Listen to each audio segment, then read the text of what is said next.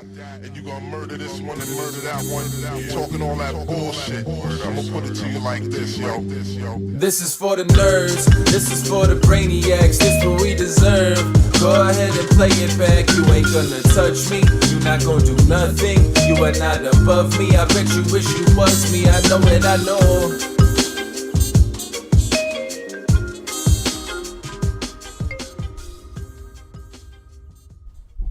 What is poppin', everybody?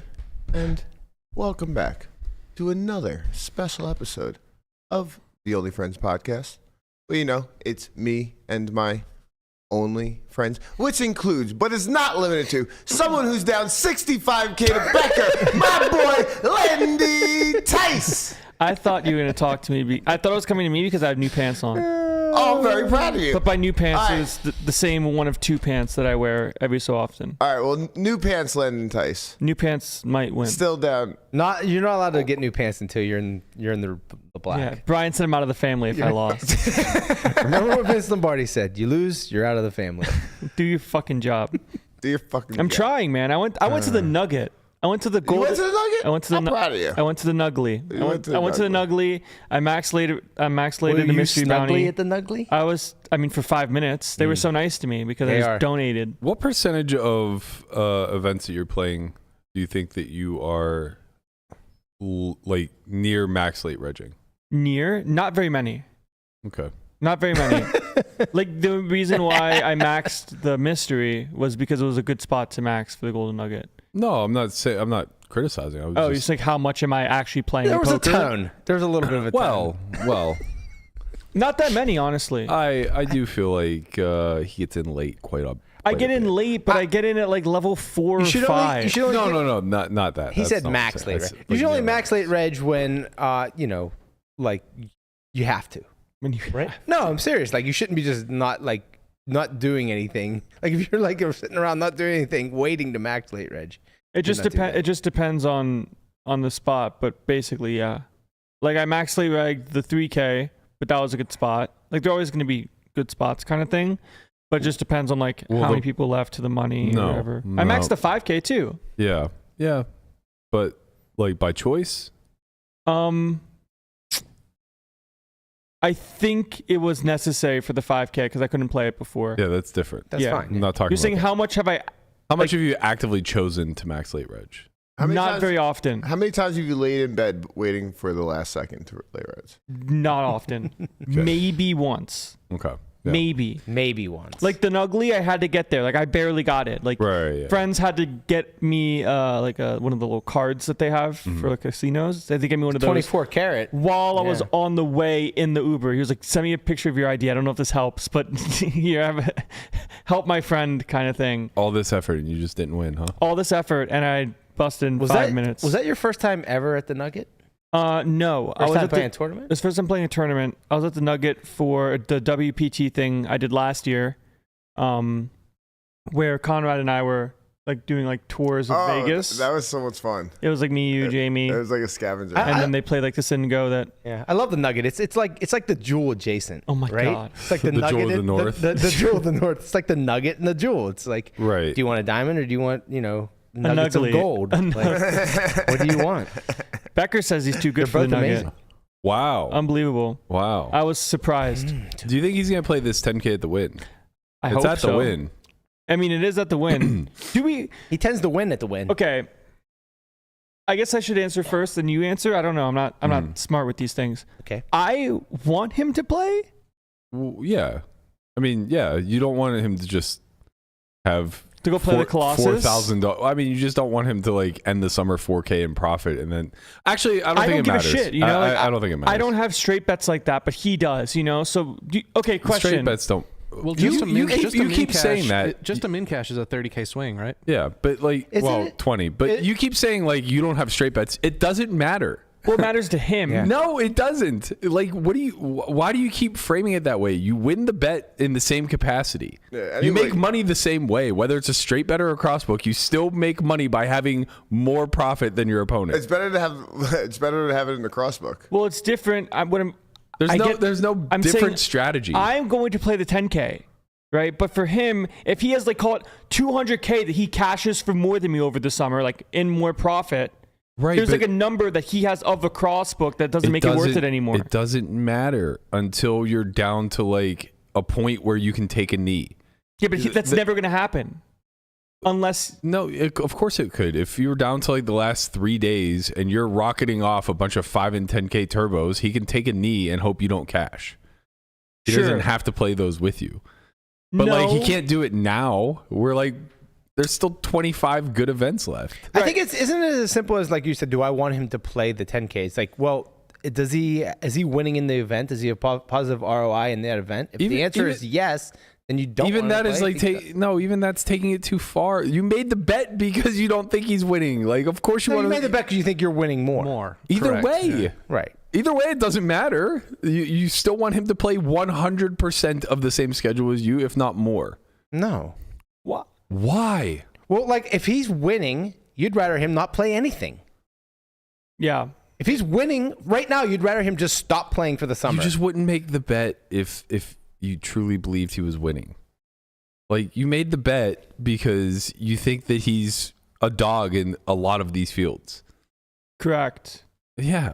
So yes, that's kind of the... Then that answers my question. Well, I guess that's the difference of like how question. like the not the bet was constructed, but like the philosophy of the bet, where someone's like, oh, I think you're winning, but I'm winning more, versus I just think like you're stone losing and I'm not. I mean, I don't think it matters. Like you're looking at a very tiny sample. So even if you're just saying that you think your delta in ROI is greater than his, you still want him to play. There's so much variance. Like when he plays a 10K, 90+% of the time, you just make 10,000. 90 plus? Probably in the near term. He's cashing like literally in like a tough single win distance? 10K, probably, yeah. Yeah. I mean, that's kind of what you're betting on, right? Yeah. Well, I'm just saying from the sense of like taking a knee versus not. If he doesn't play them, but I cash the tournament and like do well and I win the bet, if he played the tournament and lost like 5K, that's not going to be the big swing of the crossbook. No, you know? Of course not, but it helps. So like it does it? Yeah. A little bit. Of course. You brick more than you don't. Right, but what does that have to do with him? But if the inverse is if he runs deep in the 10K, he could put your lights out almost. Put your lights out. Sure. Who cares? Like Well, that's, Knock your spark out. That's kind of what I'm getting at, though. It's like I'm not seeing where him taking a knee comes into play, where the numbers can be so big if I do spike. I don't. Like if we both play a 5K, but I win the 5K. Yeah. And he doesn't play it, but if he played it and busted, he only loses 5K. But if he's up 200 or whatever, or up 100, these are not the considerations in this bet. Like you want him to play 100% of everything. You want that total to like. Everybody always has a chance to run deep, like, but it doesn't matter if you're betting against me in MTTs. You want me to sit them out, or you want me to play? I want you to play. Of course, same thing. Like you want him to play. So by default, he should not play if he's winning? Wait, what? No. There's way too much summer left. Nobody's in a position to take Brian, a knee. do you It's a see what I'm 60. saying? I know what you're saying. You're like if you're Landon, you want him to play. That means that's good for Landon if he plays, which means Becker should not play because Becker it's should bad not for have bet. made the bet. There's a difference. It's good for him to play for Landon because Landon's on the right side of the bet, we assume. Right, but now that Becker did make the bet and he's winning, There's no gaming of this. There's no way that you can gamify this. And that's what I think that their side is trying. I think you're wrong. I just think you're wrong. Oh, I would love to. I would love to make this bet with you. Then What's the bet with you and Brian? we can crossbook MTTs. What are you talking about? Like it's. Get his ass, Brian. There's no way. Okay, but it's There's no way we'll to crossbook, predict. but it's only 400s. And Okay, runners. Fine. And they have to have 10,000 runners in. That's them. fine. That's fine. Think of it this way. There is a finite number of tournaments left. If he sits this one out and Landon has a 250K score to hit the cap, he's just limited himself from being able to catch up in a big event. He no longer has the win 10K to catch up in. That's one event off the schedule. Yeah, it's gone. Right? Now, let's say he doesn't have a 250K score. Let's say he has a 50K score and gets it closer to even.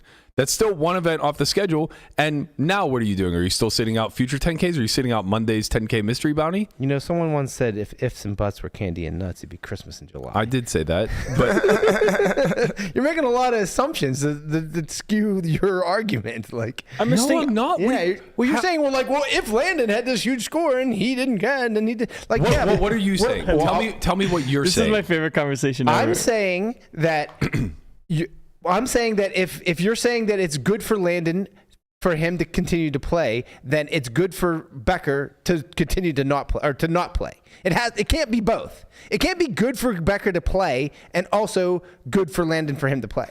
Okay. It can't be both. Let me reframe this as another scenario where a bad bet was made. Let's try again. Do you think it would have been better for Nick Airball to try to play heads up versus me, or to just fold his way through the 100 hours? What are you talking about? Do you think it would have been better for him to just fold his way through the 100 hours? We defeated Medicare. That was good, man.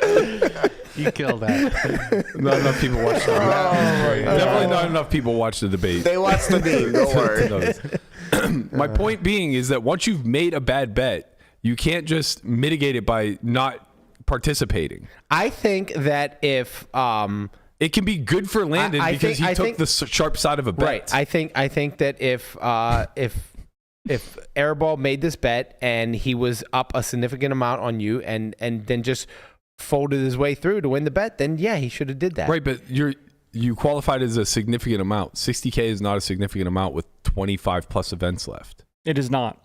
No, it's not. It would be the equivalent. It's not a non-significant amount. Okay, it would be the equivalent of being yes, it is. It would be like us being 20 hours into a 100-hour heads-up match and Airball being up 60K playing 200, 400. Should he fold his way out? Or it's like when Daniel was beating Doug like halfway through. Right. Like, should he play like super what tight do you now? Think, how many what amount of buy-ins do you have left?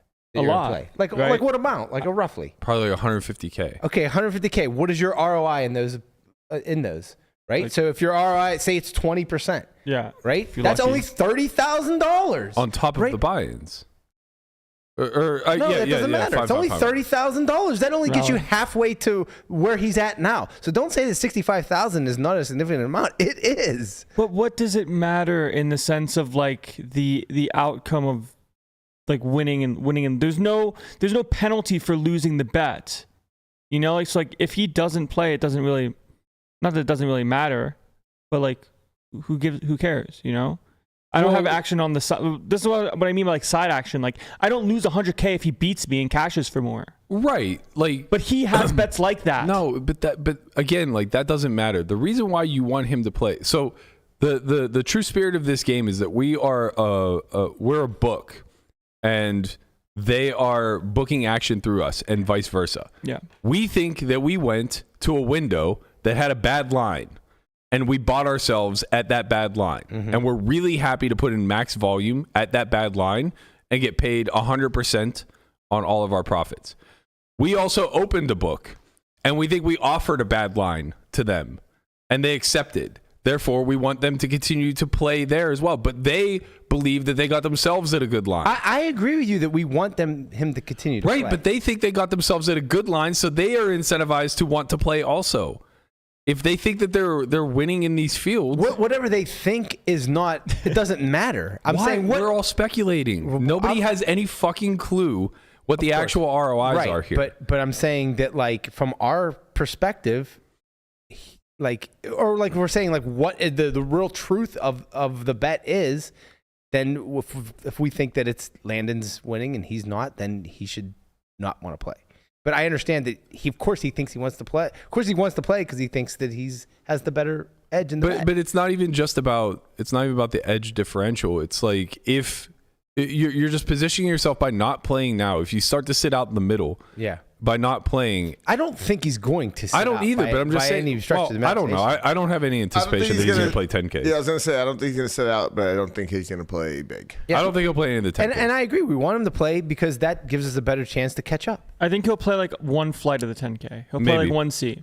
Maybe the point that I'm arriving at here is that if you sit out the middle and Landon has a score and now you're up against it, you run out of volume to be able to catch up. Like that's the biggest issue, is that you can't, like, you're making it seem as though you can project into the future and say like, oh, okay, well, I can take a knee now because the likelihood of him catching up from this 60K deficit is so small that I don't have to worry about playing. You're also projecting into the future, saying that Landon's going to have this quote-unquote big score. Because it's an outcome that can occur. That's how projections work, right? So it's like there are 100 different outcomes or endless outcomes that could occur. And if you look at the aggregate, it's probably not going to end plus or minus 60K from this point on, right? Like either Landon's going to bury himself or he's going to have a score. I mean, he could brick out. He might have like 15, 20 events left. He could easily brick out and just bury himself and we lose 200. Womp womp. Right? Or the inverse happens. He makes a final table. And now how do you scramble? Like, say it happens 10 days from now. He makes a final table and hits the cap. Like, here's a question. If this bet was Becker versus Seward and Seward wins his bracelet, right? So he caps out. Right. Do you think Becker's strategy changes?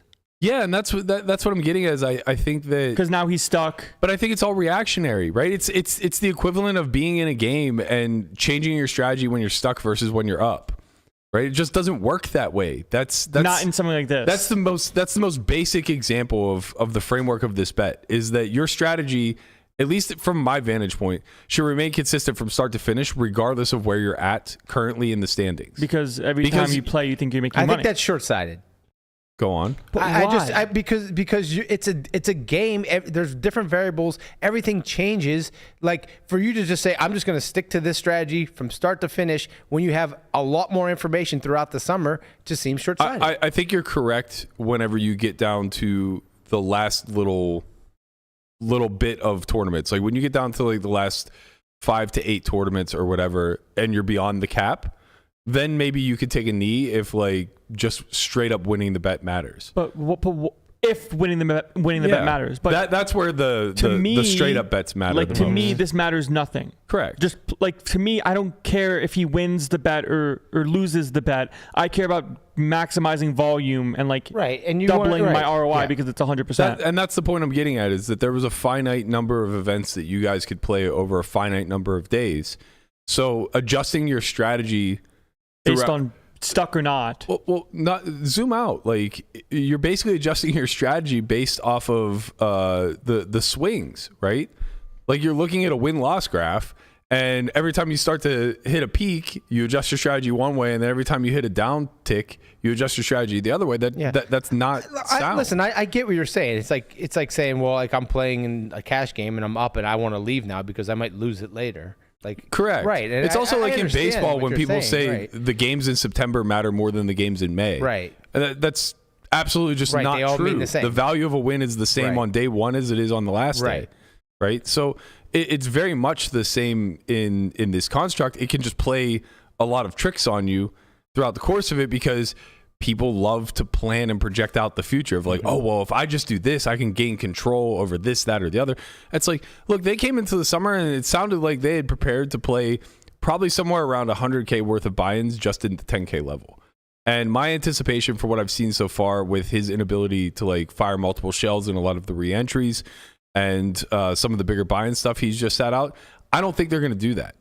I think just winning the bet straight up matters so much to that camp that they don't care about maximizing whatever they believe their EV or ROI is on the actual crossbook. So I would be shocked if he fires more than one shell in the win. I'd be astonished if he fired the mystery bounty on Monday. I think it's like near zero. It's the mystery bounty, the World Series mystery bounty? Yeah. Look at Berkey. He's fucking ready for it. That's the he only is. fucking tournament he knew the start date of. He said Monday. He hasn't. At 11 a.m. There isn't a tournament on the schedule before probably that already he's known registered. anything about. He's probably already It registered. sounds like it, honestly. I'm debating. I might max it. I might max it. So bounties come into play on day 2. Maxing it seems like it has a ton of value. You get to max at 10:45 and bag at midnight. Should Landon max it? You get 2 shells. I would say. Oh, go one at the for start. The first one, and then if you bust one at max. the start, one at the max. Yeah. Depends. I mean, if you but he'll bust probably early also- enough, just go again. It'll also just be in the win. That's yeah, true. that's hopefully. Well, day 2, yeah. Day 2 of the win 10K. This How many, win 10K how many Monday, shells can right? you fire into the win? as many as you want. It's unlimited reentry? Is it, or is it one per day? I think it's unlimited, but I can. I thought it was the same structure as the championship, but I could be wrong. I mean- I can check. I can try to check. 10 million guarantee. They got to get 1,000 runners. And like 1,000 entries. this is where I know. Yeah. this is another thing that like monkey wrenches the strategy a little bit, but Take the camera. I could see people thinking this way. Like say Landon's in for 4 shells in the 10K after the first 2 days. Now all of a sudden the gap is 100K. Mm-hmm. Becker may decide to just like fire on Sunday for like max, feels like because he has now he extra feels money. now he feels like he has a bigger cushion to do so. Yeah, it's 1 reentry per day. Efro said. Oh, got it. In EFRO we trust. Correct. True. So it could be the win 60K, but hopefully not. Right. Let's try not to make it that. Let's not do that. What's going on with this pillow talk between you two kids? Great question. I mean, Every single day, it's the same thing. Every single day, I'm the sickest sunrunner to ever live, and he is the sorry person. And he is the sorry person. Wait, you're the sunrunner and he's the sorry person, but he's winning the bet. Yeah, but you don't know how much more he'd be winning if he wasn't so Right. unlucky. 0 for 4 on all ins today, never behind. Yeah, Yeah, I know that feeling. This is why I don't play tournaments. yeah. The nightly 'cause- pillow talk. So God. every day he just like goes back to his girlfriend. Shout out to his girlfriend. I don't know who it is, but shout out to the girlfriend. It's like I just imagine just being like, "Oh, how's your day today?" It's like, God, you run so fucking good. God, if I didn't lose that all in, like I would bury this fucking guy. Like I hear this every night. It's the same thing. How does it feel to be luckiest man around? Mm-hmm. Feels good. I do feel like I'm pretty lucky. You know? In life in general. Yeah. Yeah. So I mean, it's like he's not wrong, but I gotta tell you, man, he might win this bet, but I read this exchange and all I can think is not gonna make it. Just not gonna make it, bro. I mean, like, these are the thoughts that occupy your mind. Tournaments are gonna fucking eat you alive. Or hey, they already have, and this is the come to the insanity. cash streets, Bex. I got you, man. Like I'm telling you, you'll be at peace. You know, you won't have to be all in that much. Although I will say, I play a lot of all in. I was gonna say, you're probably all in more than him per day. Yeah, Berkey says, "Oh, that's why I don't play tournaments, because if I lose 4 all-ins and I'm out 4 buys," I'm like, "Yeah, when you lose 4 all-ins in the cash game, you're down $250,000." Yeah, that's true. Well, for what it's worth, It's hard to be the all in, stand-up game though. is a tournament, kinda. Kind They're of, like mini. yeah. They're like really you're is. playing mini tournaments. You know, Yeah. you're playing more than one tournament You're a playing day. real It's a tournament DJing. inside a tournament. You're playing a tournament every orbit, That's true. but you're good It's- at it. I have gotten okay at it. I do feel You don't pay. confident You don't about pay that. the fee. I don't pay the fee. How much have you paid the fee? Very, very, very little. Very little. Well, because you mean also the will fee spend by- a lot to I- not pay. I the As might- the last person standing. Yeah, I probably pay like 5% of the. No, maybe even less. Maybe Less like than 5%? maybe like 2% of the time. I pay. 2% of the time in a Sometimes nine-handed he game? spends a lot more money. 8-handed, 9-handed game usually. Yeah, people would say I'm buried in the stand-up game, but I would disagree. Because it's easier to remember the times that I jammed 70K with Ace 9 suited and get called. But All it's the also other easy to forget the amount of times that I just like stack people pair over pair or, whatever. Or just like collect the fee. Yeah, or even just like a lot of dead money. You just get squeezes through and there's a lot of money to make in these I mean, I stand-up think streets. Some fun stand-up stories for us. You got any hands for us? I don't know if did I tell you guys the Ling Ling one with me, her, and Oaken where I got all in pre? No. Okay, she fucked me good. This is pain. All right, let's hear it. Oaken's heads up in the stand-up. The 800 is on. She opens the 2K. Oh, sorry. The other person he heads up with limps for 800. Okay. Or is in the straddle, one or the other. Either way. Ling Ling opens early position to 2K. I have ace 9 of spades on the button, and I'm 77K deep. I flat, so like 100 bigs. Small blind calls. Oaken squeezes to 15K. Folds back to Ling Ling, who tanks for a really long time. It's very clear she has a hand. And her and Oaken are like 150K effective. So only 200 bigs. Okay. Tanks forever and then folds. And I was like, okay, well, I gotta tell you. I don't know what the fuck you had. I hope you weren't sharing my outs, but like this is the biggest slam dunk jam I've ever had. I was going to say, yeah, it has to be. It's just like this guy should have like fucking napkins so much. And yeah, sure, maybe he doesn't get that because he heads up in the stand-up game more than any human alive. But even if he has non-napkins, like, it's going to be like 8s, you know? So I rip, and he tanks and gives me the fucking eye roll call off. I'm like, okay, that might be a good hand. And Lingley immediately stands up and goes, I folded ace king. What? I'll kill you. Why? Why would you do that? Oh, why would you do that? Why? And so you get to just fold. Just fold. Lose your 2K and be on your merry way. Of course. Instead, 77,000 goes to the You lose 70. Oaken has 10s. Flops a set on the first one, which I actually turned an open ender and missed. And then on the second one, it just ran clean with a king that Lingling would have fucking chopped with him. So she just fucked you. So bad. I think I got absolutely. I started that day off up 80, and I ended up down like, I don't know, 50 or 60. But at like peak, I was stuck like 150 or something. I mean, it was just so stand-up game is so fucking. It was all Lingling's fault. They were both they were heads up in the. She was like the first one to sit. Oh, okay. But it doesn't matter. It's just like it doesn't matter, she's right? printing off of that you're spot. so excited to have ace king there. Like, of course. I mean, thrilled. I would just be like, oh my god, I have so many options. What do I want to do? Do I want to make it 33,000? Do I want to jam? Yeah, like do I just want to trap sometimes to get Berkey to do something stupid? I don't know. Whatever I want. I can do whatever I want. I just fold. can't fold. And she folded. And then she was just like, I just knew. I looked at him and I just knew. And I'm like, he only had 10s. It's not like he had aces. Yeah. But she was right. She knew. Yeah. I feel like when it comes to the whole like The game was stand-up game afoot. nonsense of like, oh, like people think you're stuck, but you win a lot of dead money. Seems like that's just like a standard in poker as a whole. Or like call it the bigger stuff that you play jams for like 30 bigs, 40 bigs, and get called and like are out of a tournament, like deep or some stuff or some shit. Yeah. Where it's like, why would they do that? Like, why Why didn't you just cash out? Why did you just cash out? Like, my dad's like texting me like, you went all in with a jack and a 10 with like 60 left. And I've been posting stories every day, and like I'm posting a lot of the swings, and oftentimes it's like I'm up a lot really quickly, like hundreds of big blinds in the first hour, and you wouldn't be surprised at all. But like, I'm not. The amount of people that are in my like requested folder who have like never DM'd me before, but you just get the urge to click the hidden replies. Well, no, I always go through because like sometimes a message gets trapped there, and so like as long as it's not spam, I just at least click on it before deleting it.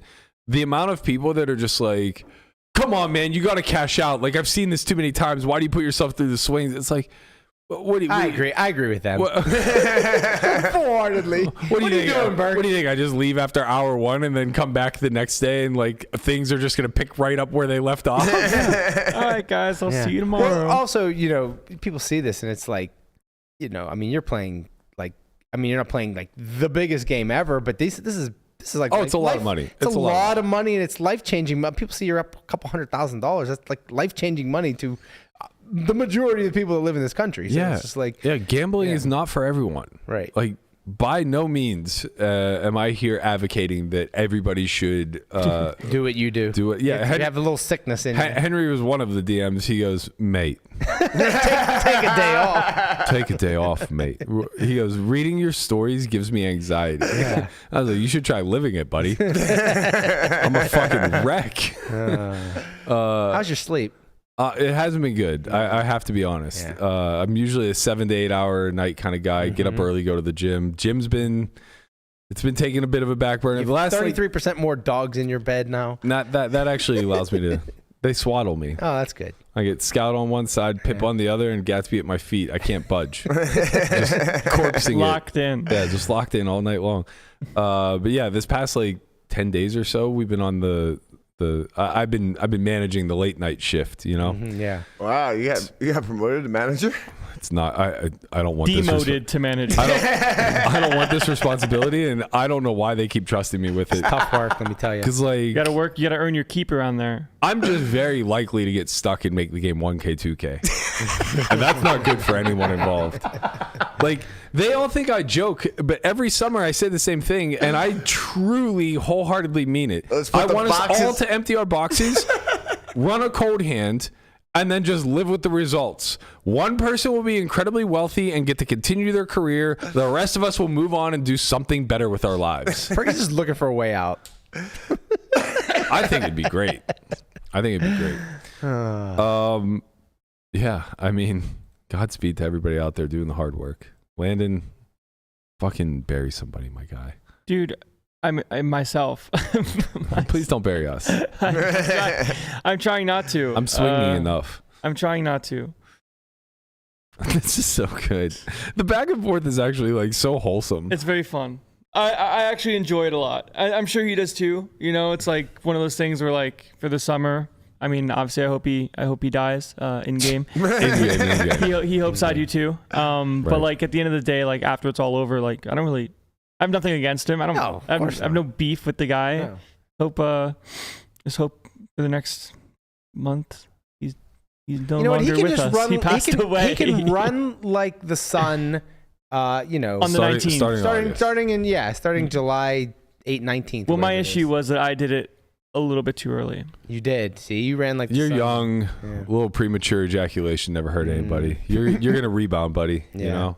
Mm-hmm. You're just going through that refractionary period right now. Maybe if you ask really nicely, he'll let you include the Florida. No, You just ask really nicely. Yeah, that's nice. yeah. Did you try asking nice? We probably could have started the bet like prior to Florida starting because we were both going and playing other things, but you know, opportunity lost. But the pressure might have got to you, and you would never cashed that table. tournament too. He got like 100 and somethingth, and like we both made the money and like had deep runs, and then someone had a deeper run. 100 and something. That's You cute. had the deepest run without winning. I know, last to lose. Wow. Second place is nice. It is. I would like to do that again. I would like to do that couple more today. of those, yes. It'd be great if we could experience that. It's funny because I was talking to Seward about this like after he won his bracelet and then made a deep run in the 3K, and like I kind of had this like feeling.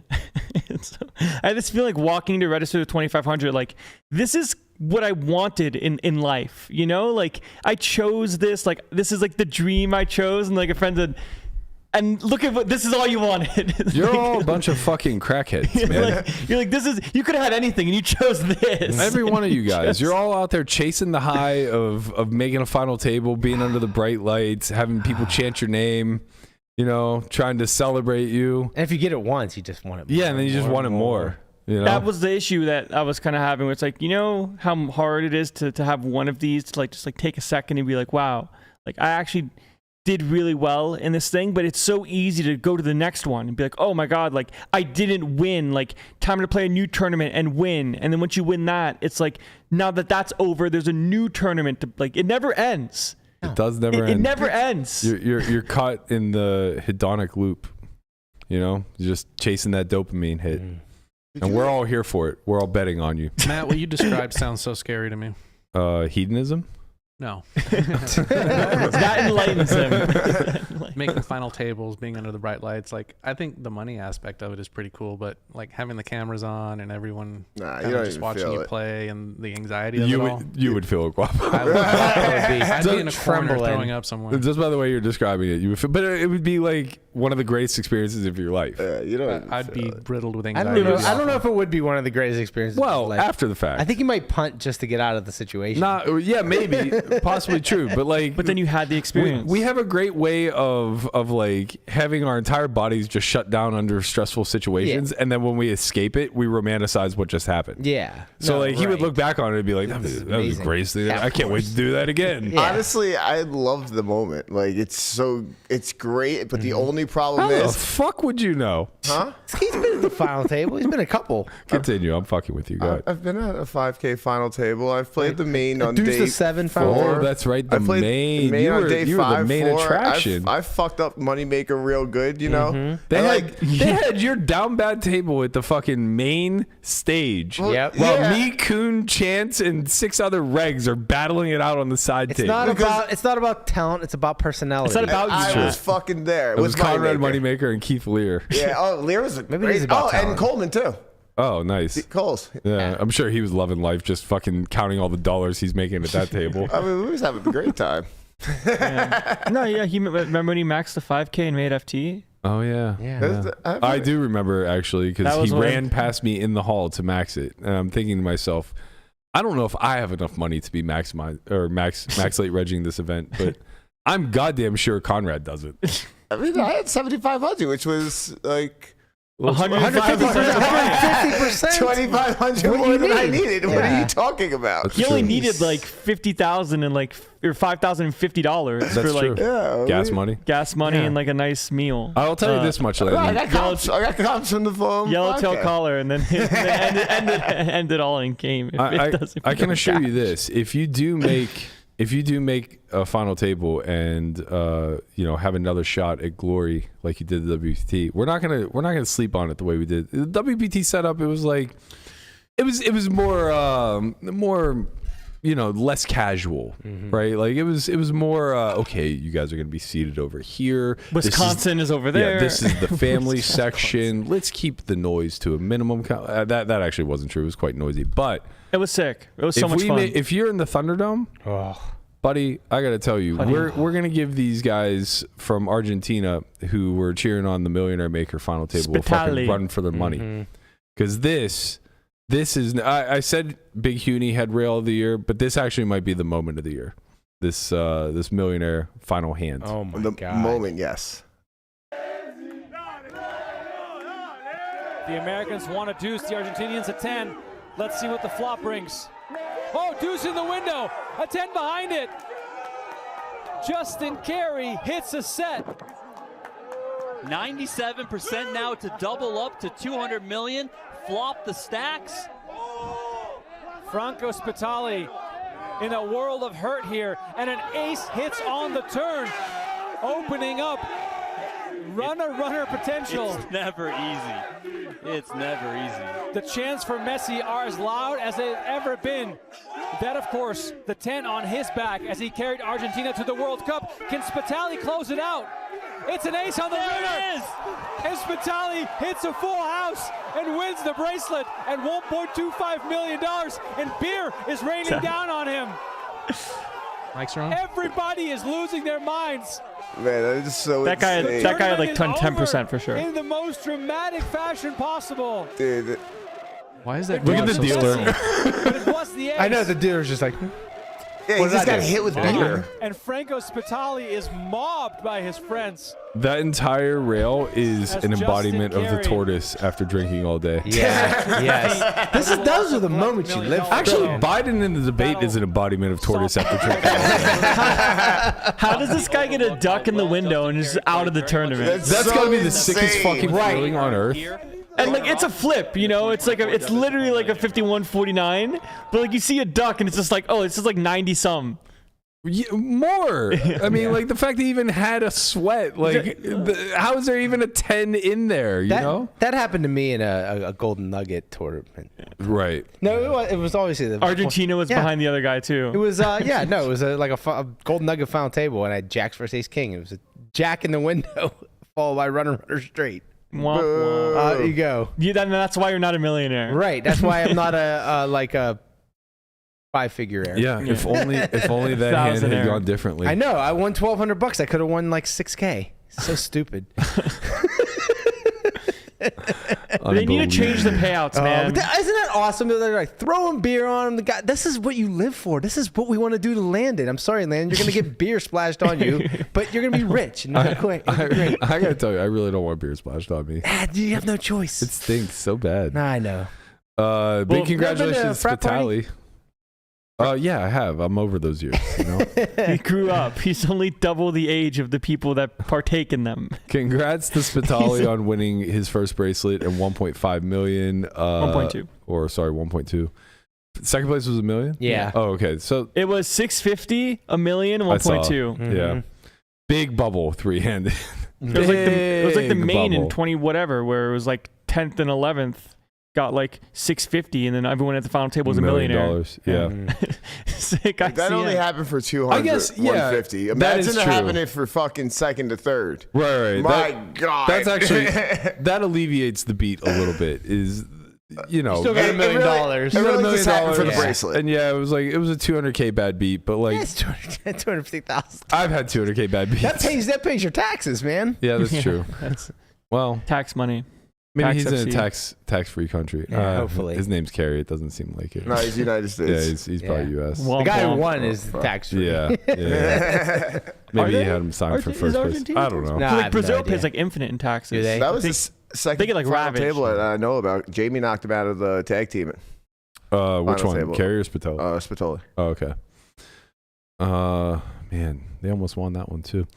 All right, let's get to the shits. The main talking point today. He did it. He finally not just closed, but in fashion. I mean, he did it. This is of the events that I think are notable and it matters who wins. I would say the PPC is near the top of the list, way more so than even like the 250K. Yeah. You know, we remembered it last year because Brewer won. We'll always remember this year. And we'll remember Santosh because it's Santosh. But like truly, most of those winners are interchangeable. Even Fox in the year before winning his first bracelet in 250K. It's like, yeah, he's good at poker. Like this was going to happen at some point. 10 years from now, you just won't be able to remember who won the 2023 250K high roll. If you talk to any right? if you talk to any like big name tournament player that's been around for a while, this is the one they want to win. Out of if they play all the games. If they play all the games. Yeah, right. But yeah, I think this one's special because it has such a history. Like I can tell you who won the PPC 10 years ago, or at least I could take a strong guess at it. Mm-hmm. It was probably either Mizrachi or Rast. Yeah, there you go. Yeah. But it's very good. You have like 6% chance. Yeah, it's one of those events where get off your fucking phone. Why is he on me? I don't know, but right. get off your phone. Fault. I'm sorry. No, but like it's my fault. I'm sorry, Landon. You're the one talking. You have a confidence monitor. You have an 80-inch confidence monitor in I front of your still on face. me. Let's move on. It's my fault. He's talking to Becker. I was actually. He asked me how many flights there was in the fucking Win 10K. Tell him infinite. I said, bro, they sponsor you. Why is it not on me? I can't wait for Guapo Landon, to just... if you think I'm going to put the camera back on you anymore today, then you're out of your fucking mind. I can't wait for Guapo to just fist fight Why am you. I collateral damage here? You got what you had coming, dude. Yeah. Guapo is going to burn this place, I think, one day. If he has a chance. If he doesn't win a tournament. I hope I'm in it. In game. All right, so of like the major events, I think this is one of the most prestigious and special ones. Whether it's actually representative of, you know, the community at large or the most skillful player or not, doesn't really matter. It's kind of like been branded as that staple event, and it is one of those ones where you can remember the people who've won. Like I know Mizrachi won 3 times. I know Rast won 3 times. I know Jungle won back to back. These storylines have kind of like carved their way into the WSOP year in and year out. And it's like, I'm not even somebody who really follows mix. Right. So coming into this year, it's like, well, what could happen that would be a big deal? Obviously, if Mizrachi gets his 4th, that would be a big deal. Rast, Same with Rast. If Jungle Man wins 3 out of the last 4, that would be a big deal. But truly, I think Daniel or Ivy winning this event is maybe the biggest headline that the WSOP period could have outside of a name like that winning the main event. Right. And even the main, kind of similar to like the 250K, the event is bigger than the players themselves, right? Like I can name you main event champions because like I nerd out on this kind of stuff. But we actually were going to do this with Conrad if we can ever get the equipment to work. Just go through and ask people to name like the last 10 main event champions. Yeah. Most of them are not going to be able to. Right. And some of them are even like more forgettable than they should be, given how talented they are. Like, can you do it in the room where they have all the main event winners? Yeah, I was thinking that. We'll do it in the Player of the Year room so that they're looking at banners and getting really confused.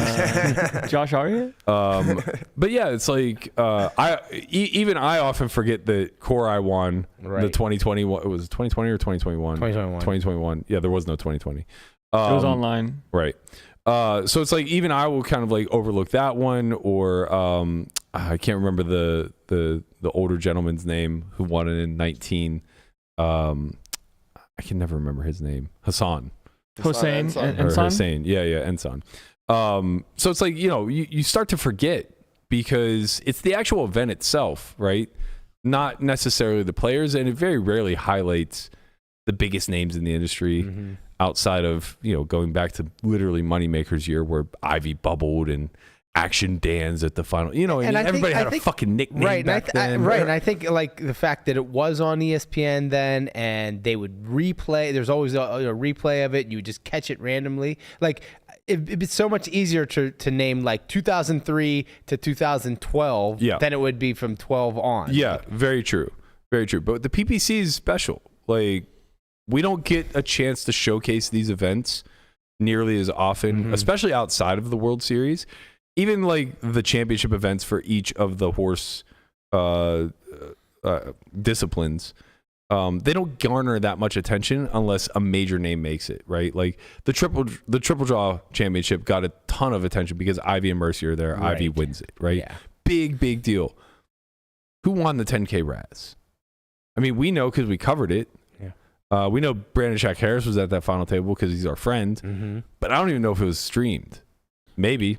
Probably. I think it was streamed. Probably. Because they were playing in the Jordy won it, right? Yeah. It was probably streamed, right? But like what I'm saying is I can't even say with confidence that it was streamed. But I know the 10K triple draw was because Ivy was there. And he's a major feature. So I don't even think it was planned to be streamed until Ivy. Probably not. Ivy and Mercer made it, and then it was just like bonus coverage. Yeah, we got to do. How could we yeah, not? they were the side event because Seward's was streamed. Yeah. So with the PPC, we finally get this collection of like old school, new school, kind of like what we talked about earlier this week, where not only are these games being featured, but we're getting to spend a lot of time with household names over the course of 5 days. And it truly is maybe the best testament to overall skill with how slow the structure is. I mean, this is a 5-day event. I thought that this thing, every day we kept covering it more and more. I'm like, did they actually just go from 14 down to 8 in a day? Yeah. In a fucking day?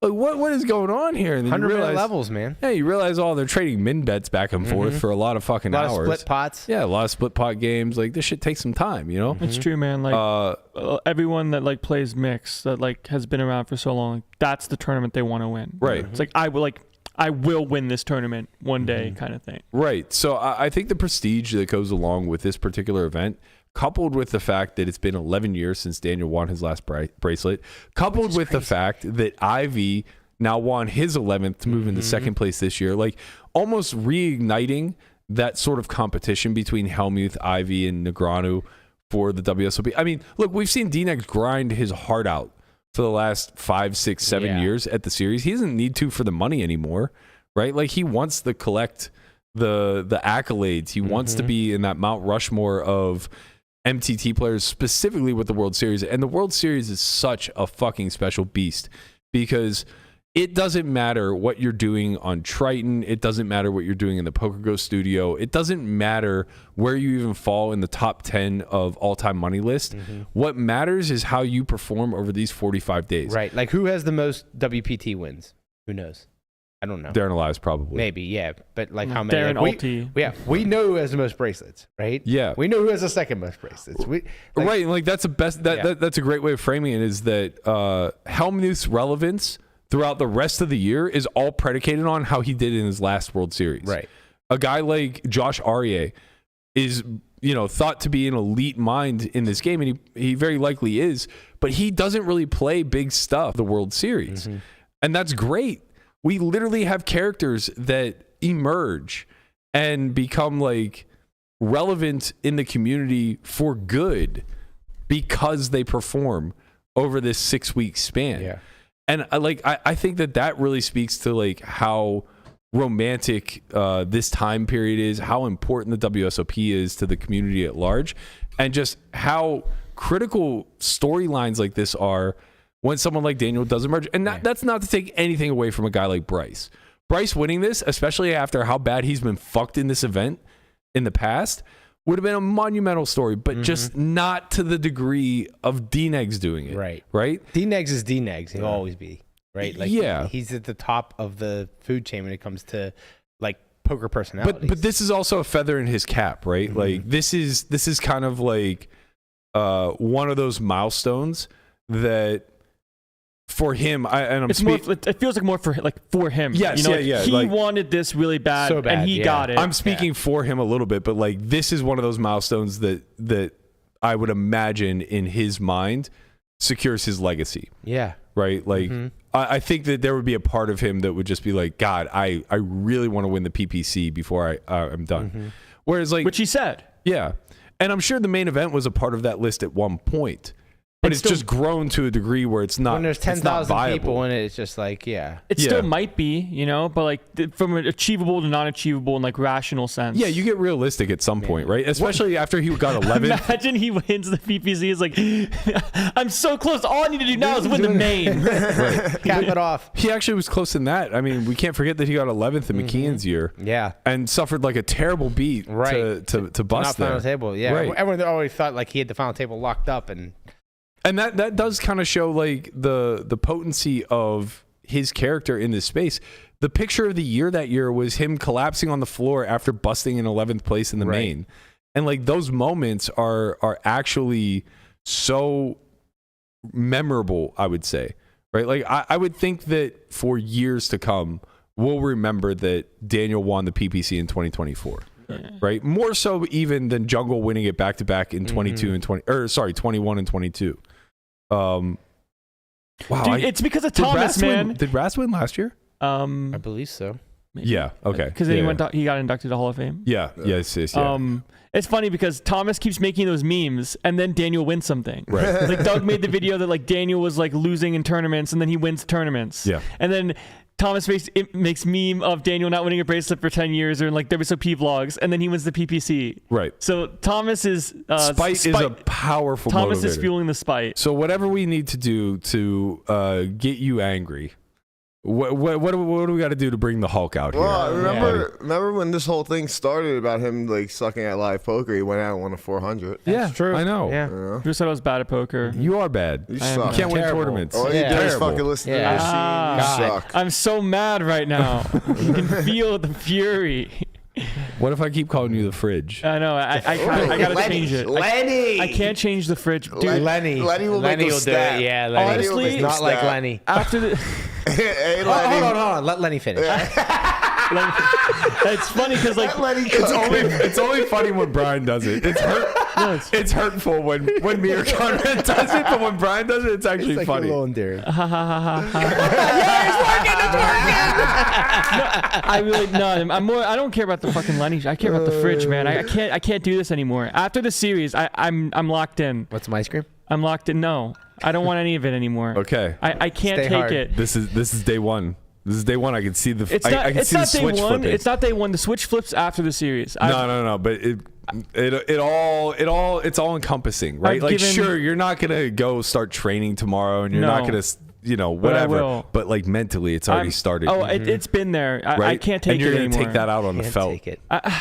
Yeah, I don't know about he's just gonna take it out on the table mates, man. You know, this is gonna be Landon for the rest of the summer. He's just gonna be at the table bopping, just bopping, just burning calories. No, like he's bopping. God.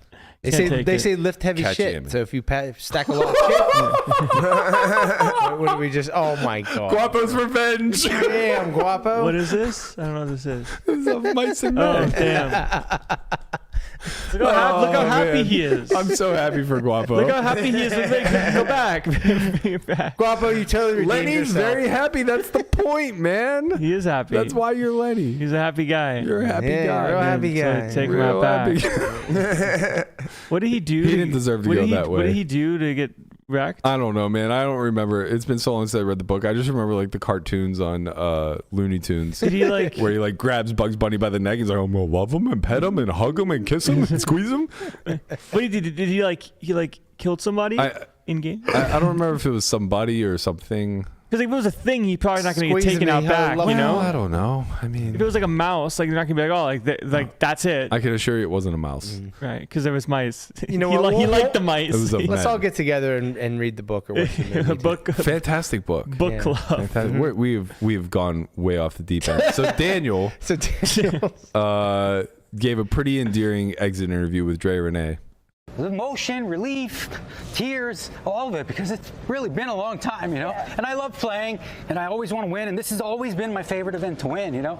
And playing heads up against Bryce was a pleasure because he's a monster. I didn't want to play big bet spots with him at all. You know, I tried to stay out of his way, but I'm just thankful that, you know, nothing bad happened. Yes. And talk to me about what it means. You have your fans here, your team, and of course your wife Amanda. What does it mean to you to have them here to celebrate this historic day? Yeah, I got to be honest, I'm mostly like a lone wolf during the World Series. Like I do my own thing, but having everybody here, I wasn't sure how I'd feel about it, but I feel really nice to see the crowd like that. And my wife here. And with that, Daniel, I present to you this WSOP gold bracelet. Hold it up right there. There you have it, your Poker Players Champion, Daniel Negreanu, guys.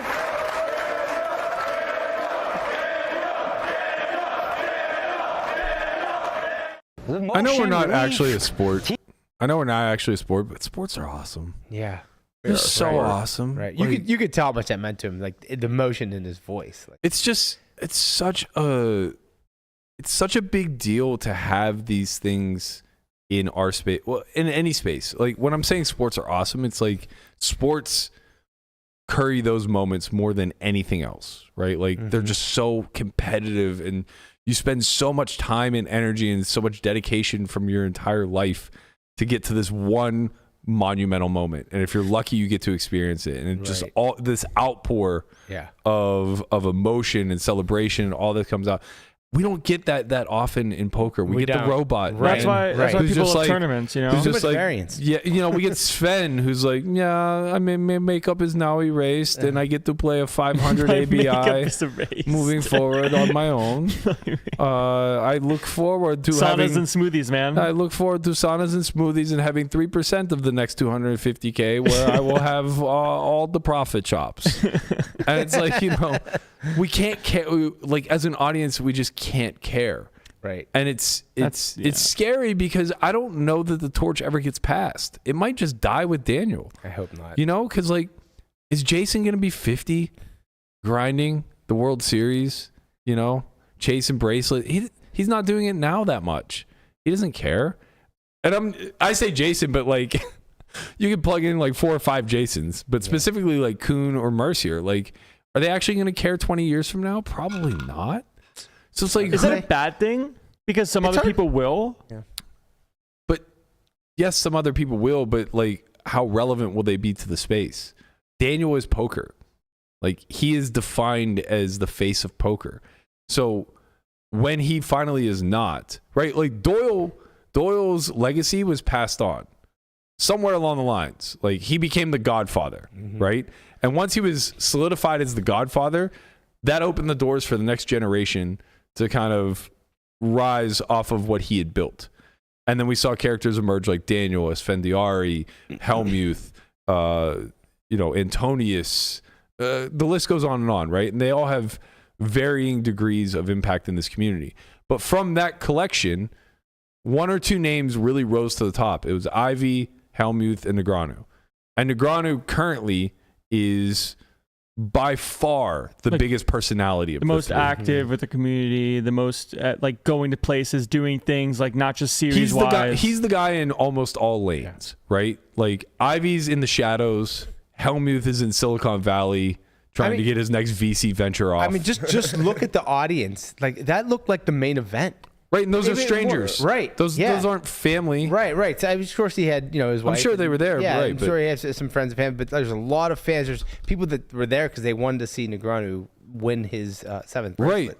And it's like, I worry that torch will just never get passed because it's almost impossible to create the lore of Phil Hellmuth again. Right? Isildur was like as close as we ever got. Mm-hmm. He's back. He's kind of back, but the issue is he's also a world away in Europe, and secondarily, like the special thing about Ivy is that like he's just never given up the goat with how quiet and secretive he is.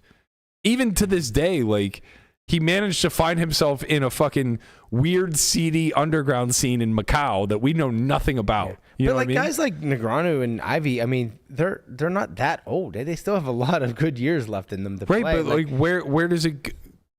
I mean, Sure. I'm saying there's time for other people 12 years to emerge. 12 years from now, Negreanu will be 60.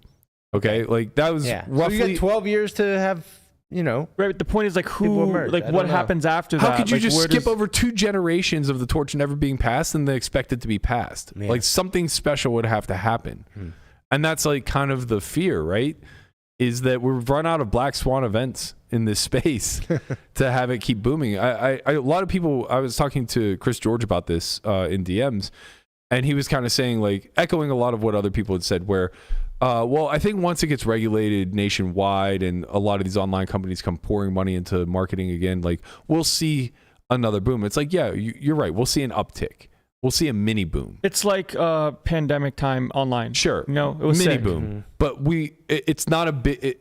It's a rehash of what had already happened. It's not an actual black swan event. Yeah. Right. It's hard to say. It's like if there is an onpouring of money coming into the space and the marketing, then it helps it become more mainstream again, because it was mainstream and now it's fallen away from that. And then if the money comes pouring back in, or it's kind of just shoved in people's faces again, it could reignite it.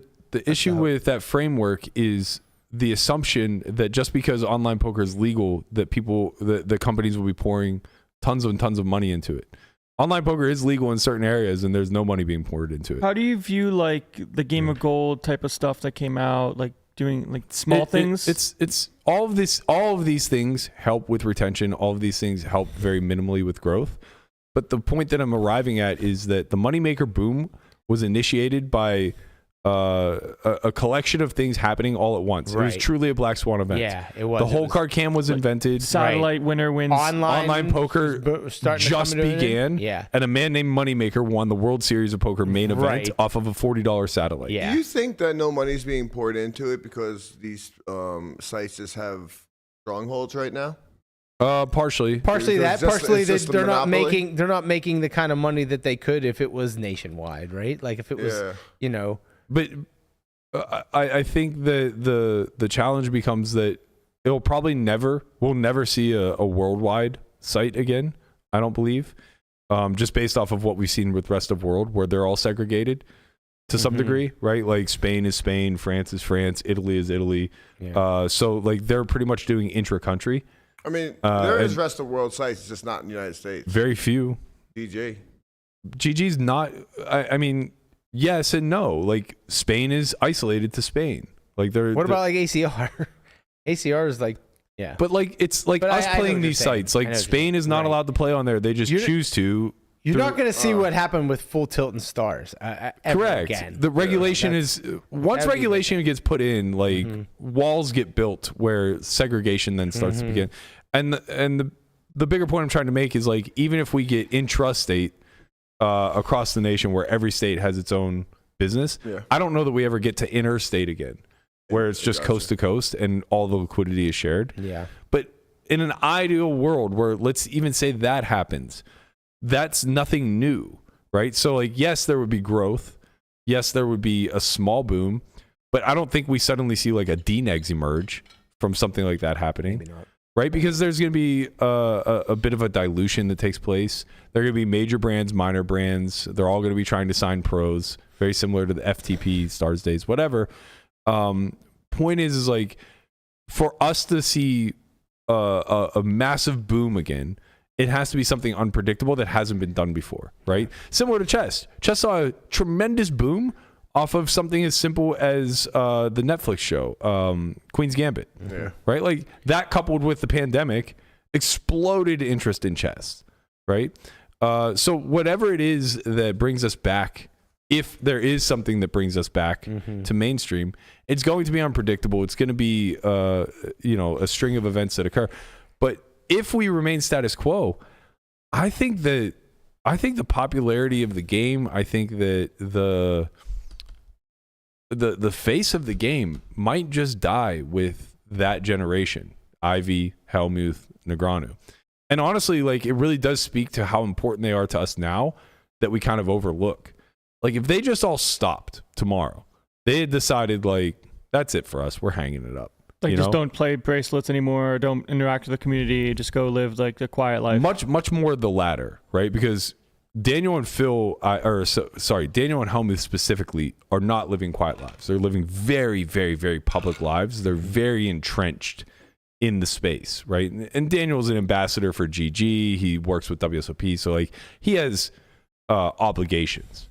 Phil is doing it probably a lot more for his own personal reasons. He wants to be the all-time best at the WSOP. He has an ego around these things, whatever. But if one day they just woke up and were like, this doesn't make me happy at all. I actually have accomplished everything that I want to accomplish in this space. I'm sad now. Yeah, I want to start a family. I want to move on in my life. I want to do whatever, right? And those guys all just decided, like, that's it. You're not going to hear from me for the next 15 years. I don't know that somebody steps in their shoes. And I don't know that there's anything like pushing somebody into that spotlight, right? Like there's no incentive. There's no incentive for a Jason Kuhn to step up, and it could be you, Berk. No, it couldn't. It truly couldn't. I don't do anything. Like Rampage has like the opportunity. The following. He has the opportunity to do something like this. I don't think he does. Why? I don't think he can ever get to the level of community-wide respect that Daniel was able to earn over 2, 3, 4 decades, whatever. And because of that, I don't think people would invest enough money in him to make it worth his time. Right? Yeah. Like he's doing so well independently on his own, just playing the role that he plays, that I don't think, like, I think it would take somebody coming in with a big 7-figure contract and saying like, okay, we've all collectively decided as the powers that be, a part of the Illuminati, that you are going to be the next Kid Poker, and we're going to call you Kid Punter. So here's your script. Here's what we're going to mold you into. Stick to the script. Yeah. Stick to the script. Learn mixed games, and let's get you in the mix, you know? So yeah, I mean, I know this kind of went off a little bit of giving Daniel the proper shine that he deserves, but if anything, it's more complimentary. Like I think this really amplifies to a degree that maybe I wasn't even so aware of just how critical the role that Daniel, Phil, and Phil kind of play in this space, and all the responsibilities that come along with it. Like, look, I've had plenty of recent beef with Daniel, and you know, there's a lot we don't see eye to eye on, and most of it comes from, I think, him just not being aware of what his words mean, like how big of a deal he is to the space, how big his platform is, how much reach he actually has. Like, look, none of us talking, none of us listening, none of us watching this are making that same final table and having 100 strangers show up to our rail. Right. None of us. And like that speaks volumes to the actual. Did they show up for the tortoise? I think you would get like 5 podcast listeners. Hey, I'll take them. Come on down. In about 6 days. Right. We'll be there. Final table. Colossus. You love to see it. You're trying to improve on your deep run. Yeah, as long as I do better than last year, we'll be good. That'd be great, actually. Yeah, no lies there. So another thing that happened with Daniel winning this is he actually took over Helmuth for the all-time 25K fantasy player database. Ooh. So in points, which that seems like a no-brainer. He routinely goes for the highest price year in and year out. Helmuth actually doesn't. Helmuth went for like $72 this year, I think, something along those lines. And if you look at the top 8, it's really only Negreanu and Deeb that are like capped out every single year. So it's pretty interesting to see how much, I guess, like variance is involved. Hastings kind of sneakily 9. Yeah, but like look at the gap, right? Like even between Daniel, Phil, and then Deeb. Does Ben does he just play literally everything? Literally everything. He was at my day 2 of the $600. Of course he was. Poker. Of fucking course he was. He's on the grind. He loves it. I have the best bet news story. He walks up. I think we're in a WPT 10K, and there's like, I don't know, 100 people left maybe. And he's like, "Oh shit, we got a fucking soft table here." Next hand, he gets dealt Ace King. I get dealt Aces. See you later, Ben. I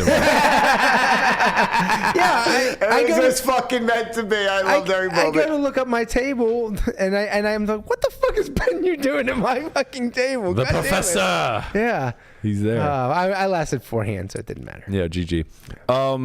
kind of tying all this in with the conversation I was having about the 50K, one person who could potentially be stepping into those shoes, and somebody there's probably no one more deserving, is Galfond. And I think that he's finally kind of accepting his place in the community as being an influencer.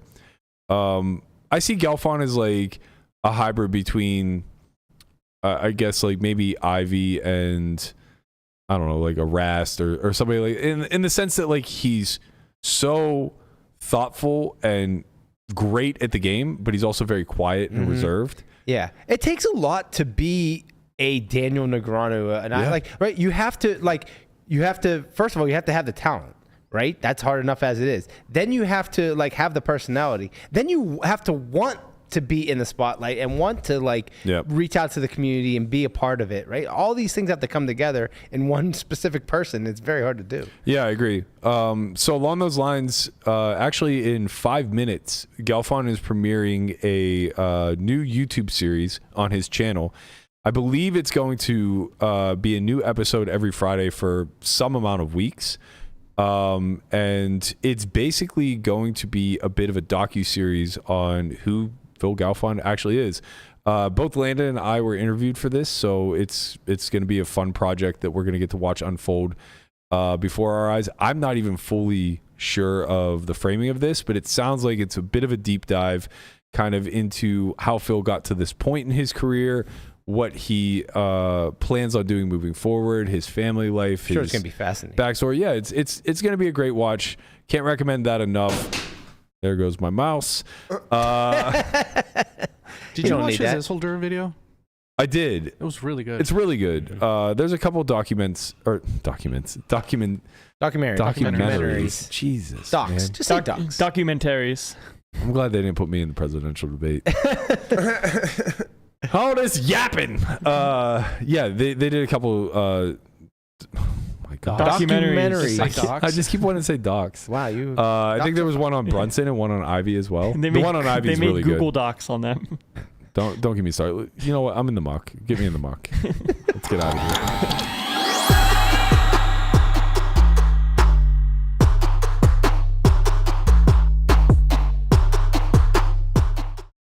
All right, back in the muck. We got a user submission. Apparently, we're in the Matrix.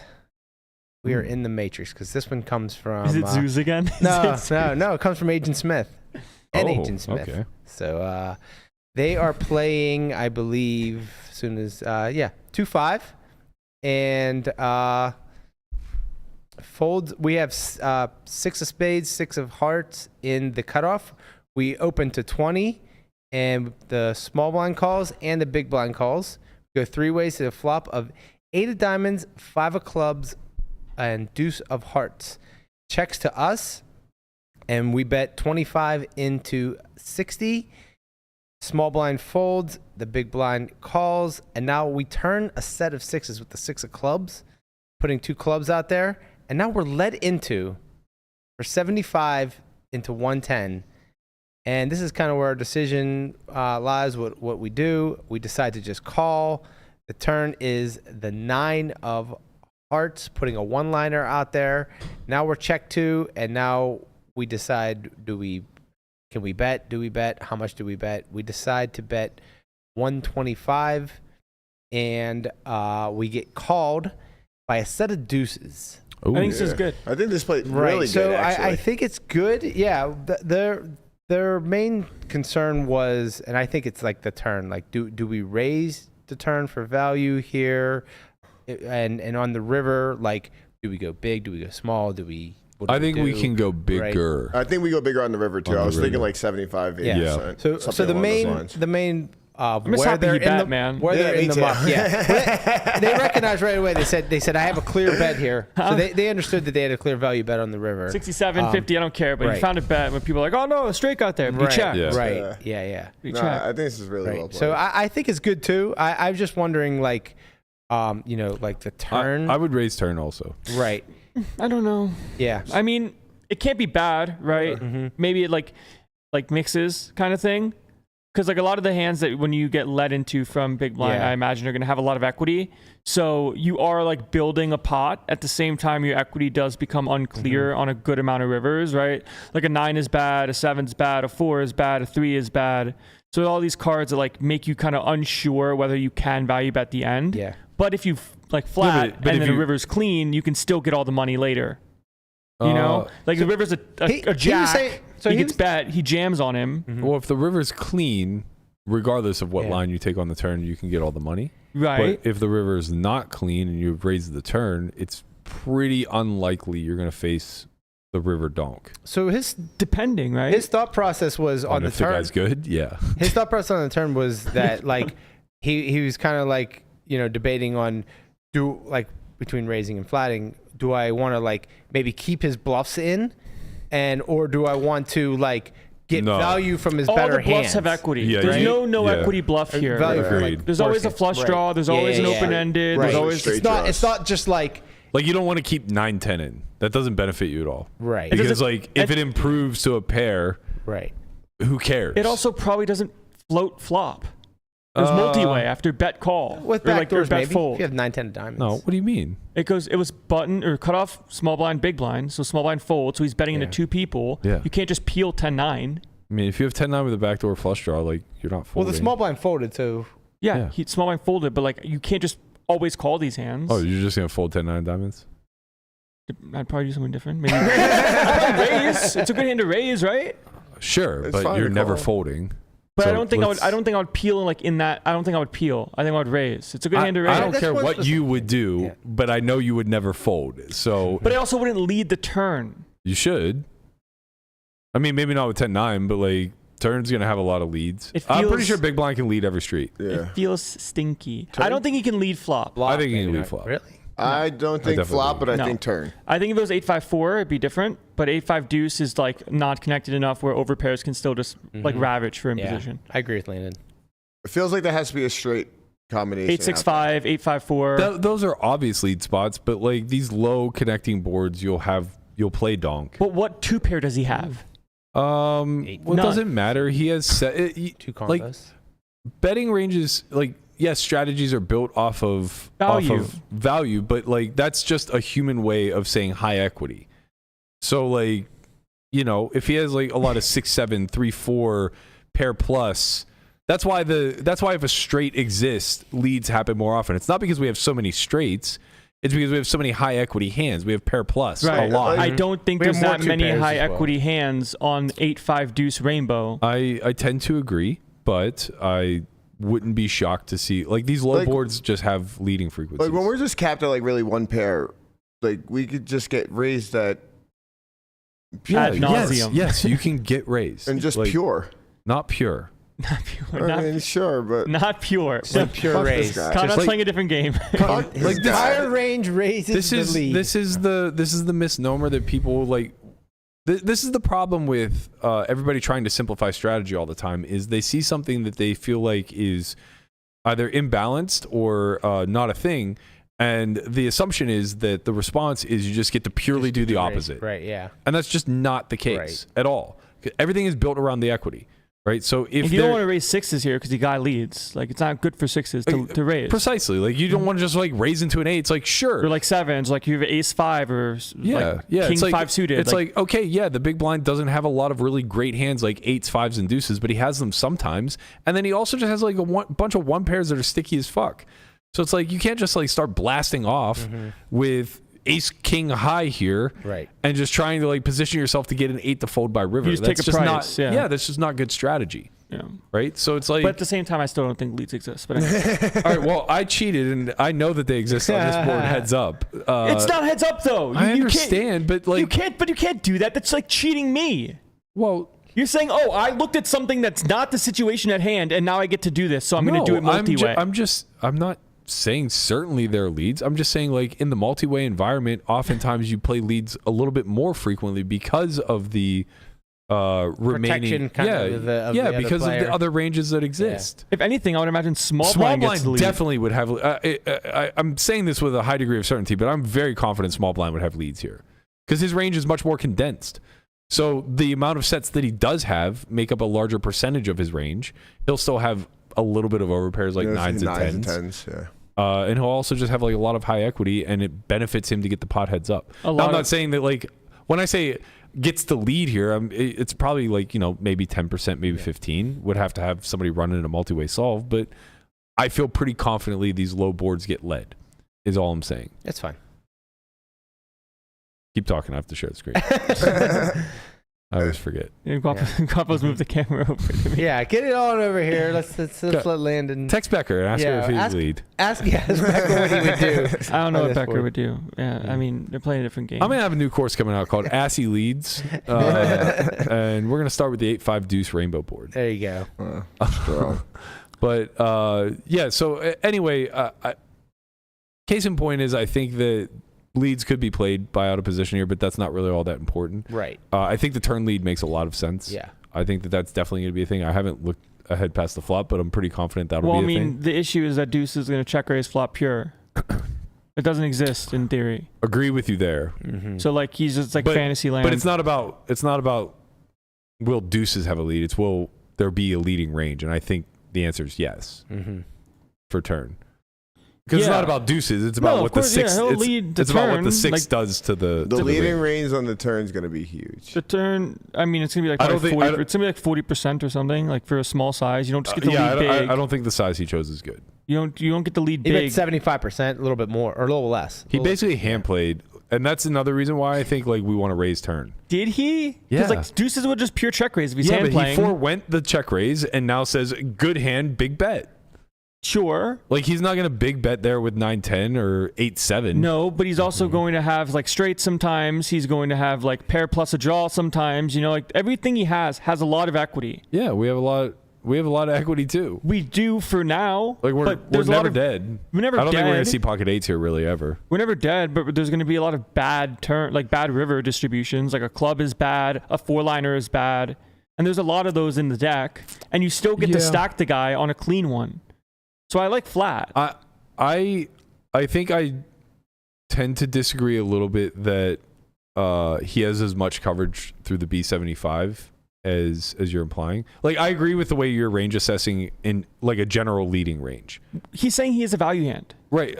Like a straight. Yeah. Like two pair plus. Yes, exactly. That's what I'm So then maybe just fucking jam, right? Yeah, just don't raise small, just jam and just stack the guy. And if he's a straight, he's a strght. It's just a hand that's never folding, really. My point is that if he has what we're implying him to have, he's not going to have the same amount of coverage on the river that we're worried about. Well, why not? He has flush draws, he has straights, he has pair plus open-ended. Because I don't think he has all of those hands when he bets 75% of the pot. Why not? Because I don't think 8-7 intuitively wants to bet 75% of the pot. Can we bring the board back? It's 8-5 deuce 6. No, it doesn't. But what about 7-9? What about 7-4? Yes, when he turns a straight. What about 3-4? Yes, bro. Right, but that's a lot of the combos in his range if he's only betting value and you don't think he's bluffing enough. Proportionally, if we always think he has a straight, right? We always think he has two pair plus. He just has a really good hand a lot of the time. I do agree he has a good hand a lot of the time. And if he doesn't, he might have like 8x of clubs, like 8-7 of clubs, 8-9 of clubs, ace-8 of clubs. Shitload of equity. Yeah, that's so great. It is great to then jam the turn versus raise small. I'm still in calling. I like call. I would rather call or jam, but I wouldn't play this weird like middle-y raise size. I don't think it functions very well if we think he only has value. We just let his equity get to the river. If you're gonna raise, you just pile it. I would pile. Yeah. If we think he's never 4-7 and 7-9 suited pure here, defending under the big blind though. If he has a straight, he's a straight. Sure, like God bless, whatever, But at the same time, like he also has deuces and like what does raising to 200 really accomplish? If all of his hands have infinite equity, we're just getting money. It's not infinite equity, man. There's one card to come. Pair plus flush draw. It's not a lot of straight draw. Pair plus flush draw against the set has how much equity? It has a lot of equity. No, it does not. No, it doesn't. It's like 20%. It's like 30%. No, it does not.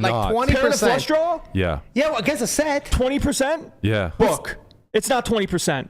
Give him 8-7 of clubs and see how much he has. It's 5. No, it'd be 5-7 of clubs. 8-7 of clubs. 5-7 of clubs doesn't exist. Give him 8-7 of clubs. Give him ace-8 of clubs. Oh, it can't be. Oh, I'm sorry. Give him ace-8 of clubs. I don't think it's not 20%. What the hell is it? It's higher. It's like 30. It's like 25. How can it be 30? He can only win with a flush. The pair doesn't mean anything. It's not 20%. Landon, what are you? He has 9 outs. 8 outs. You're conflating the argument to one combo. I said if he has a pair and a flush draw, you're saying he doesn't. He has 20%, which is wrong. No, it's not. Against the If he has 8-7 of clubs, is that greater or less than 20%? That's not a pair and a flush draw. That's a pair of flush and a straight draw. Correct. That's different. That's the same argument. That's a whole. not. This is just a waste of time. This is literally just a waste of time. And you're trying to find some weird win. No. You're trying to find some weird win. No. I'm on Berkey's side on this. I'm glad you are, because you would play this hand terribly too. We're getting him mad. Let's go. He's gonna win the 10K. This is just a waste of time. I'll show you equity. This is literally a waste of time. If you think he only has value, why would you not jam? You can jam. Nobody's saying don't jam. But why would you raise small? What does it do? It just lowers the SPR and ensures that you're all in on It just rivers. makes rivers tough when he floats, and then the river's a 4-liner, and then he lead jams, and now what? But that's what I'm trying to say is that I don't think that he's going to have the coverage on a 4-liner when he bets this large on the turn. I don't believe you. I don't agree. Okay, you don't have to agree. Okay, because I don't. Why are you mad? We I think that's understand clear that. now, Landon. Landon, are you mad yet?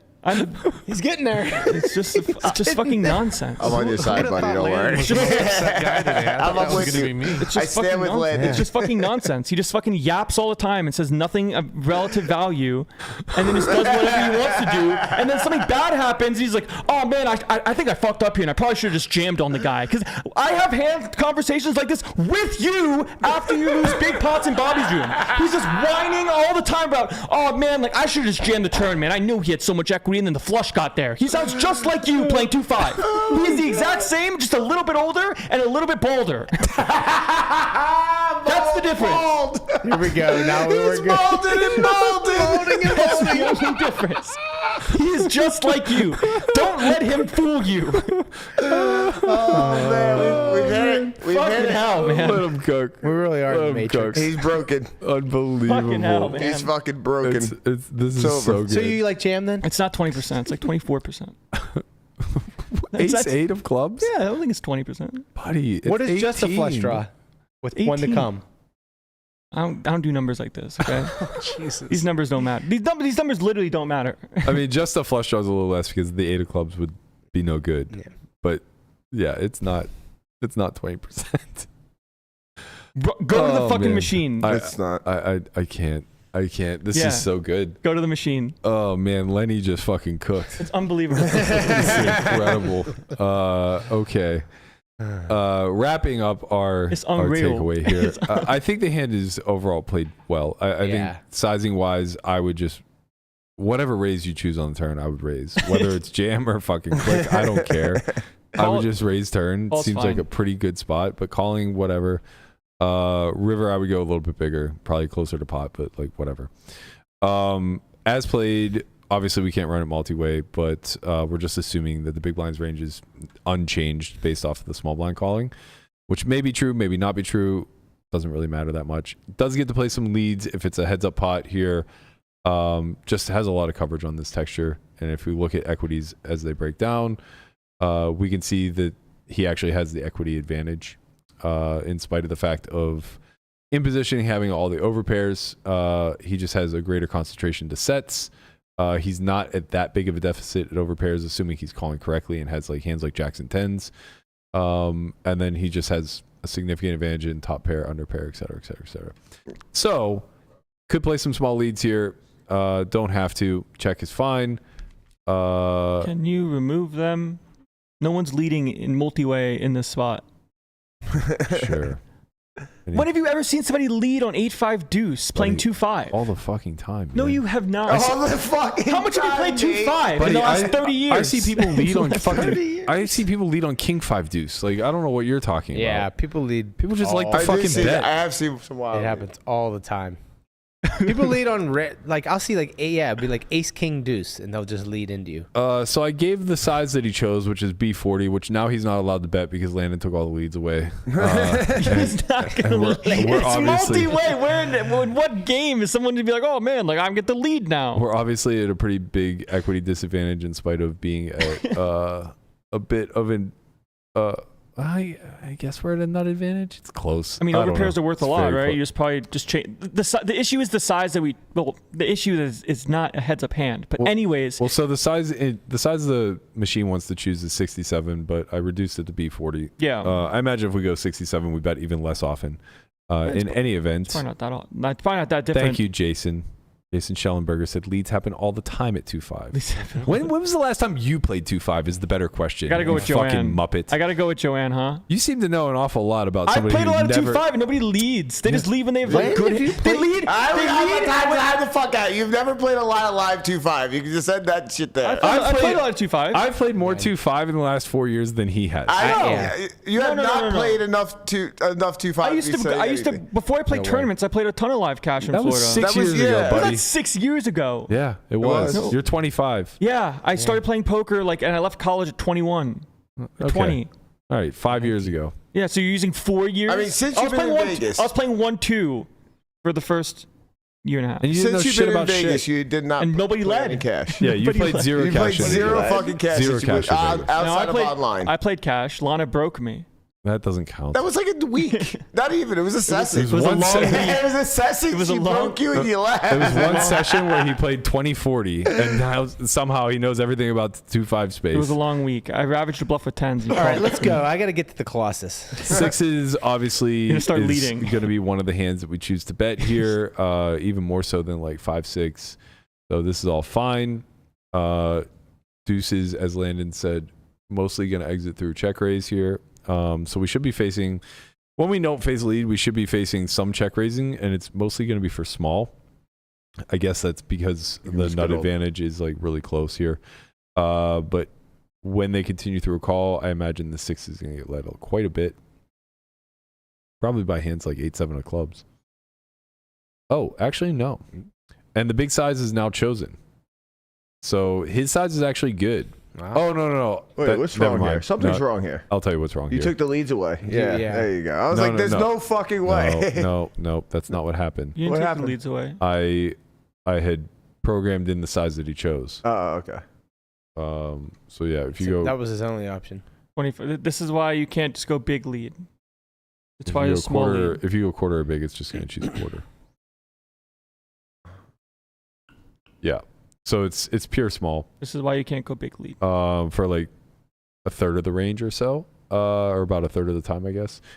And yeah, it's mostly driven by value hands. Whatever sets didn't exit the flop. So pocket 8s is still prevalent. Pocket 5s, which I'm kind of surprised. I figured these would check raise a lot more.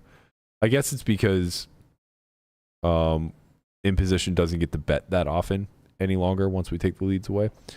So that probably just like alters the flop aggression strategy because you're against a tighter range of hands that are betting with higher equity, et cetera, et cetera.